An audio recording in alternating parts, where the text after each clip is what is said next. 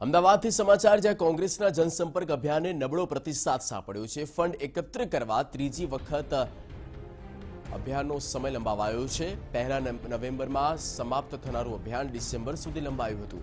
હવે લોકસભાની ચૂંટણી સુધી કોંગ્રેસ આ અભિયાન શરૂ રાખશે। દિલ્હીમાં મળેલી બેઠકમાં પ્રદેશ પ્રમુખોને અભિયાન લંબાવવા માટે સૂચના અપાઈ છે।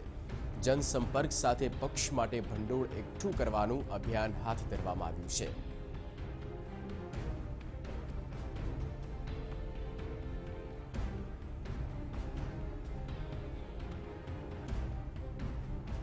दीपेन पटियार संवाददाता फोन लाइन पर। दीपेन, जे जनसंपर्क अभियान हाल हाथ धरवामां आव्युं छे, क्यांक नबळो प्रतिसाद कोंग्रेसने सांपड्यो छे, तेनी पाछळना कारण अने कोंग्रेसनी जे संगठनात्मक कामगीरी होवी जोईए, जे आयोजन होवुं जोईए, तेनी पर पण अहींया सवाल उठी रह्या छे। बिल्कुल जगदीश, कोंग्रेसे ऑक्टोबर महीनामां जनसंपर्क अभियान छे ते शरू कर्युं हतुं। जनसंपर्क अभियाननी साथे साथे लोकसभानी चूंटणी माटे जे फंड एकत्र करवा माटे पण अभियाननी शरूआत करवामां आवी हती। पक्ष माटे भंडोळ एकत्र करवानुं ऑक्टोबर अने नवेम्बर महीना सुधी आ अभियान छे ते चालू रहेवानुं हतुं, परंतु योग्य प्रतिसाद न मळता जे अभियाननी तारीखो छे ते डिसेम्बर महीना सुधी लंबावाई हती।